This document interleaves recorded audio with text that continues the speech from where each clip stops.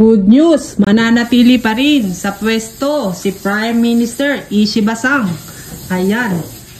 Dahil yan sa kanyang economic concern sa Japan. Dahil siya ay makikipag-deal pa nga kay Donald Trump, kay President Donald Trump. Ano pa ba ang mga asahan natin ngayong August? Mga good news at bad news.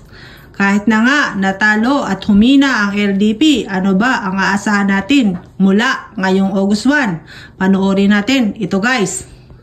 Magandang gabi bayan, minasang konbanwa. Ayan, ano nga ba ang ating good news ngayong August? At ano ba ang mga news ngayong August ngayon guys? Ano ba ang aasahan natin ngayong August dito sa Japan? At syempre kahit dyan sa Pilipinas, anong aasahan nyo sa inyong mga kapamilya? Ayan, para updated din kayo sa mga kapamilya ninyo dito sa Japan. Ayan guys, kasi ang hirap talaga ang intindihin ng mga nakanihonggong balita sa TV. Ayan guys, kaya naman nandito ang inyong Marites para naman maghatid sa inyo ng konting latest. Ayan guys, so ayun na nga, umpisahan natin at masyado nang mahaba. Baka kayo manawan at kayo mag-scroll out na at mag-scroll down. Ayan na. So umpisahan na natin guys ang ating nagbabagang balita.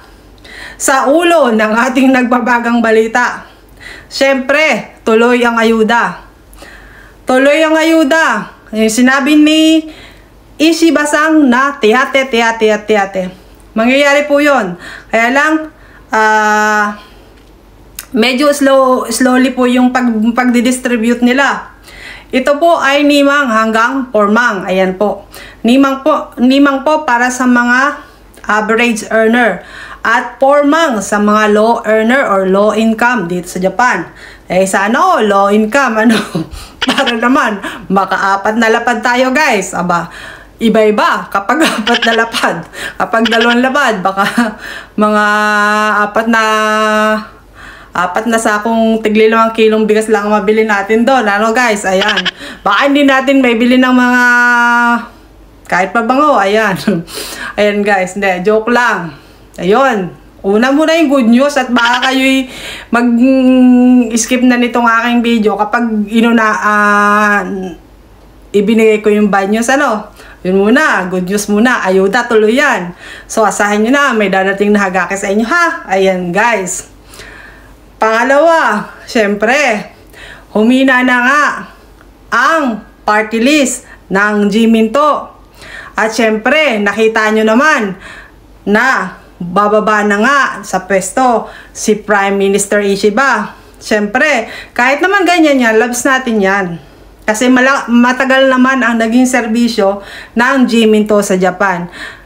Ayan guys, wala naman tayong kinikilingan, wala tayong pinoprotektahan. Basta mahal din natin ang Jiminto. Kasi nung panahon ng COVID-19, ng coronavirus, sino ba ang nagbigay ng ayuda? Syempre, ang Jiminto yan. Huwag niyong kakalimutan yan, ano? Partido na yan nila Abe, ayan. Nila Prime Minister Abe, ayan.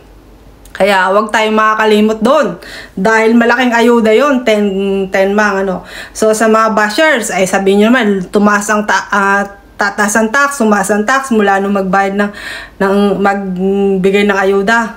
May ayuda't wala po. May ayuda't wala po. Tumataas ang ating bilihin, tumataas ang ating tax, lahat tumataas. Yung pandak lang ang hindi tumataas. Ayan guys. Wag po kayong magagalit or wag po kayong mambabash doon sa mga ganyong-ganon. Pero normal po talaga tumataas ang lahat kahit naman sa Pilipinas. Ayan guys. Pangatlo guys, papasok na nga. Yun, si Little Trump. Yung nawala kayong picture niya eh.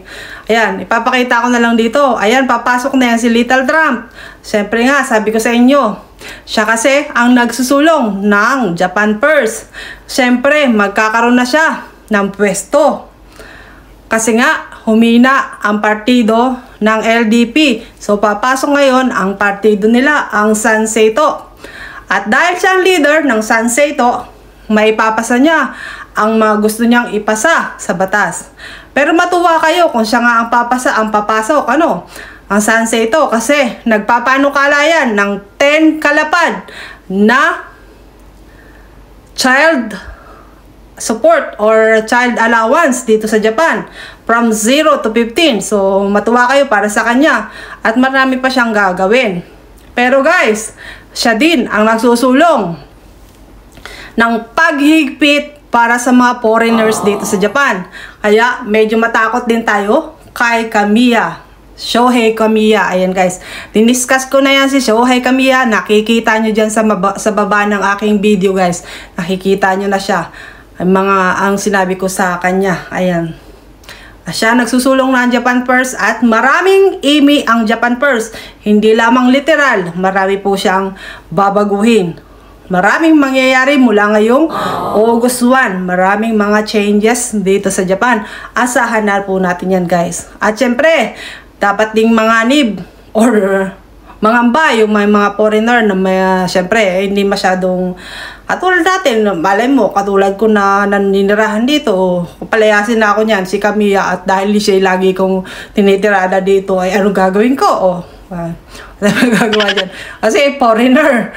Sabi nga nung isang joke dyan sa TikTok, no? Doko debo, ite mo, dakit gaya ko jin bakkari dayo. Ano gagawin namin kung gay ko Jin Bakari yan nandito ay wala nang ibang naninirahan dito kundi gay ko Jin Bakari kasi naman sila hindi sila nag-aanak, di ba? Problema ba natin yon? O yan, tatanda na ng mga kasamahan nila syempre kailangan nila tayo mga foreigner pero wag naman nila sana tayong kawawain kasi malaki ang tulong ng foreigner sa kanila, di ba? Ayan guys.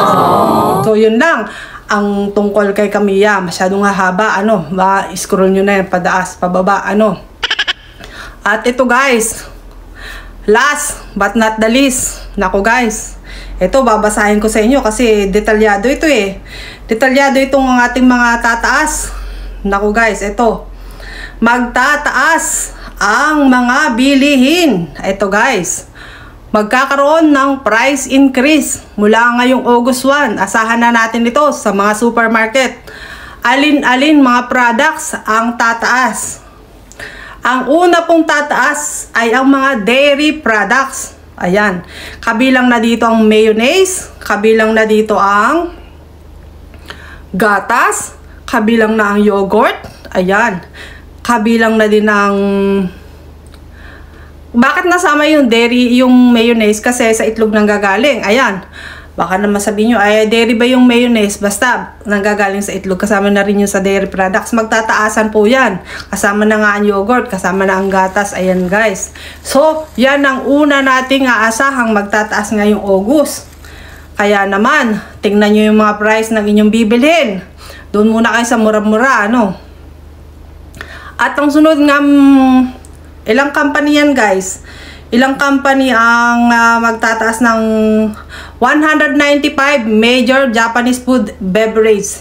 Ayan, ang magtataas daw ngayong August 1. Ayan, kasama na nga